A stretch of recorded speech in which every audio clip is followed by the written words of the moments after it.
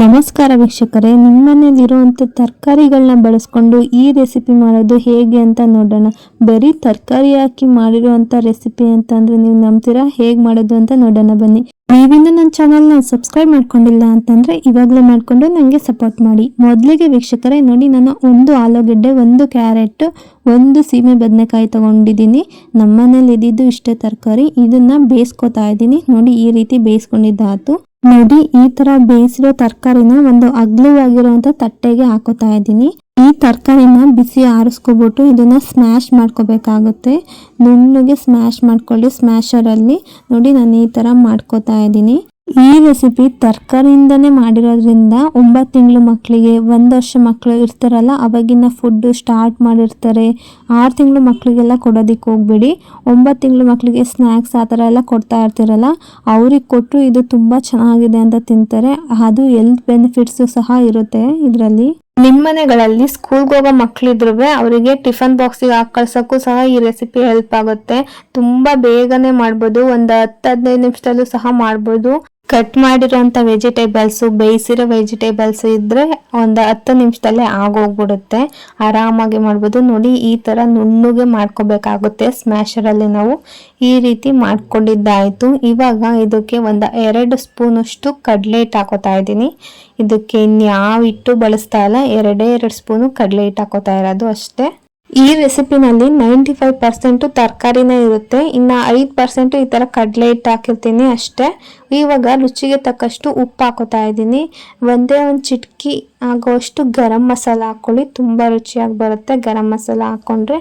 ಇದು ಗರಂ ಮಸಾಲ ಹಾಕ್ಕೊಳ್ಳಿಲ್ಲ ಅಂತಂದರೆ pepper powder ಯಾವ್ದಾರು ಒಂದು ಮಸಾಲೆ ಹಾಕ್ಕೊಂಡ್ರೆ ಆಯಿತು. ಸ್ವಲ್ಪ ಖಾರಕ್ಕೋಸ್ಕರ ನಾನು ಚಿಲ್ಲಿ ಪೌಡರ್ ಒಂದು ಅರ್ಧ ಸ್ಪೂನ್ ಹಾಕ್ಕೊಂಡಿದ್ದೀನಿ. ಸಣ್ಣದಾಗಿ ಹಚ್ಚಿರುವಂಥ ಈರುಳ್ಳಿ ಹಾಕೋತಾ ಇದ್ದೀನಿ. ಕ್ಯಾಪ್ಸಿಕಮ್ಮು ಸಣ್ಣದಾಗಿ ಹೆಚ್ಕೊಂಡಿದ್ದೀನಿ. ಅದೆರಡು ಅರ್ಧ ಅಷ್ಟೇ ನಾನು ಹಾಕ್ಕೊಂಡಿರೋದು. ಇವಾಗ ಚೆನ್ನಾಗಿ ಮಿಕ್ಸ್ ಮಾಡ್ಕೊಳ್ಳಿ. ನೀರು ಏನು ಹಾಕೊಳ್ಳೋದಕ್ಕೆ ಹೋಗ್ಬೇಡಿ, ಅದೇ ಸರಿ ಹೋಗ್ಬಿಡುತ್ತೆ. ನಾವು ತರಕಾರಿನ ಬೇಯಿಸ್ಕೊಂಡು ಕಲಿಸ್ಕೊಂಡಿರ್ತೀವಲ್ಲ ಅದರಲ್ಲೇ ಸರಿ ಹೋಗ್ಬಿಡುತ್ತೆ. ಇದನ್ನ ನಾವು ಹೇಗೆ ಕಲಿಸ್ಕೋಬೇಕು ಅಂತಂದರೆ ಸಾಫ್ಟಾಗಿ ಬರಬೇಕು, ಆ ರೀತಿ ಚೆನ್ನಾಗಿ ಕಲಿಸ್ಕೊಳ್ಳಿ. ನೀವು ಎಷ್ಟು ಮೆದುವಾಗಿ ಕಲಿಸ್ಕೋತೀರೋ ಅಷ್ಟು ಚೆನ್ನಾಗಿ ಬರುತ್ತೆ. ಇದಕ್ಕೆ ನಾವು ಆಯಿಲ್ ಏನು ಯೂಸ್ ಮಾಡೋದಿಲ್ಲ. ತವ ಇಟ್ಟು ಬೇಯಿಸ್ಕೊಳ್ಳೋದ್ರಿಂದ ಸಾಫ್ಟಾಗಿ ಮೃದುವಾಗಿ ಬರುತ್ತೆ. ನಾನು ಲಾಸ್ಟಿಗೆ ತೋರಿಸ್ತೀನಿ ನಿಮಗೆ ಎಷ್ಟು ಚೆನ್ನಾಗಿ ಬಂದಿದೆ ಅಂತ.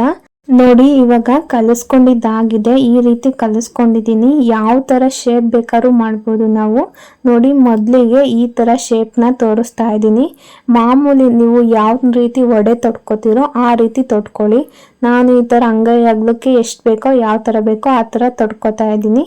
ಇದು ಮೊದಲನೇದು. ಇದನ್ನ ಸೈಡಿಗೆ ಇಟ್ಕೊಬಿಡೋಣ. ಬೇರೆ ಬೇರೆ ರೀತಿಯಲ್ಲೆಲ್ಲ ನೀವು ಶೇಪ್ಗಳನ್ನ ಕ್ರಿಯೇಟ್ ಮಾಡ್ಕೋಬೋದು. ನೋಡಿ, ಇವಾಗ ಹಾರ್ಟ್ ಶೇಪ್ ಮಾಡ್ಕೋಬೋದು, ಸ್ಕ್ವಯರ್ ಶೇಪ್ ಮಾಡ್ಕೋಬೋದು, ಬಾಕ್ಸ್ ಶೇಪ್ ಮಾಡ್ಕೋಬೋದು. ನಿಮಗೆ ಇಷ್ಟ ಬಂದಿದ್ದ ಥರ ಮಾಡ್ಕೋಬೋದು. ತುಂಬ ಚೆನ್ನಾಗಿ ಕಾಣುತ್ತೆ. ಮಕ್ಕಳಿಗಾದ್ರೆ ಈ ಥರ ಶೇಪ್ ಮಾಡಿಬಿಟ್ಟೆ ಕೊಡಿ, ತುಂಬ ಖುಷಿ ಪಡ್ಕೊಂಡು ತಿಂತಾರೆ. ಕ್ರಿಯೇಟಿವಿಟಿ ಅಂದರೆ ಮಕ್ಕಳಿಗೆ ತುಂಬ ಇಷ್ಟ ಆಗೇ ಆಗುತ್ತೆ. ಆದ್ರಿಂದ ನೋಡಿ, ಇದು ಹಾರ್ಟ್ ಶೇಪು ಎಷ್ಟು ಮುದ್ದಾಗಿ ಬಂದಿದೆ ಅಂತ ನೋಡಿ, ಎಷ್ಟು ಚೆನ್ನಾಗಿ ಕಾಣ್ತಾ ಇದೆ. ಇದೇ ರೀತಿ ನೋಡಿ, ಈ ಥರ ಬಾಕ್ಸ್ ಟೈಪು ಮಾಡ್ಕೋಬೋದು. ಈ ಥರ ಮಾಮೂಲಿ ನಿಮಗೆ ಯಾವ ರೀತಿ ಬೇಕೋ ಆ ರೀತಿ ಮಾಡ್ಕೋಬೋದು. ಇದು ನೋಡಿ, ಇದು ರೌಂಡ್ ಶೇಪ್ ಮಾಡ್ಕೋತಾ ಇದ್ದೀನಿ ನಾನು. ಈ ರೀತಿ ಅಮ್ಮಂದಿರ ಕ್ರಿಯೇಟಿವಿಟಿನೂ ಮಕ್ಕಳು ನೋಡ್ದಂಗೆ ಆಗುತ್ತೆ. ನೋಡಿ, ಈ ರೀತಿ ಟ್ರೈ ಮಾಡಿ ನೋಡಿ. ಇವಾಗ ನಾನು ಗ್ಯಾಸ್ ಮೇಲೆ ಹೆಂಚಿಟ್ಕೊಂಡಿದ್ದೀನಿ. ಹೆಂಚಿಗೆ ಎಣ್ಣೆನ ಸವರ್ಕೋತಾ ಇದ್ದೀನಿ. ಒಂದೇ ಒಂದು ಸ್ಪೂನ್ ಹಾಕ್ಕೊಂಡಿದ್ದೀನಿ ಆಯಿಲ್ ಅಷ್ಟೇ. ಈ ರೀತಿ ಎಣ್ಣೆನ ಹೆಂಚಿಗೆ ಹಾಕೊಳ್ಳೋದ್ರಿಂದ ನಾವು ಹಾಕೋತೀವಲ್ಲ ಕಟ್ಲೆಟ್ನ, ಅವಾಗ ತುಂಬ ಈಸಿಯಾಗಿ ಎತ್ಬೋದು ಆ್ಯಂಡ್ ಬೇಗ ಬೇಯುತ್ತೆ ಸಹ. ನೀಟಾಗಿ ಚೆನ್ನಾಗಿ ಬೇಯುತ್ತೆ. ಇವಾಗ ಒಂದೊಂದೇ ಹಾಕೋತಾ ಬರೋಣ. ಶೇಪ್ಗಳಲ್ಲಿ ಮಾಡಿದ್ವಲ್ಲ ಎಷ್ಟು ಚೆನ್ನಾಗಿ ಕಾಣ್ತಾ ಇದೆ ನೋಡಿ. ಇದೇ ರೀತಿ ಚೆನ್ನಾಗಿ ನಾವು ಬೇಯಿಸ್ಕೋಬೇಕಾಗುತ್ತೆ. ನೀವು ಬೇಕಾದರೆ ಮೇಲೆ ಒಂದು ಪ್ಲೇಟ್ ಮುಚ್ಚಿಡಿ, ನಾನು ಮುಚ್ಚಿದ್ದೀನಿ. ಹಾಗೇನೂ ಸಹ ಬೇಯಿಸ್ಕೋಬೋದು. ನೋಡಿ, ಮಗ್ಚಾಕೋತಾ ಇದ್ದೀನಿ ಎಷ್ಟು ಚೆನ್ನಾಗಿ ಬೆಂದಿದೆ ಅಂತ. ಈ ರೀತಿ ರೋಸ್ಟ್ ಮಾಡ್ಕೋಬೇಕಾಗುತ್ತೆ ನಾವು. ನೋಡಿ, ಈ ರೀತಿ ಒತ್ತಿ ಬೇಯಿಸ್ಕೋಬೇಕಾಗುತ್ತೆ. 2 ಕಡೆನೂ ಚೆನ್ನಾಗಿ ಬೇಯಿಸ್ಕೋಬೇಕು ನೀವು.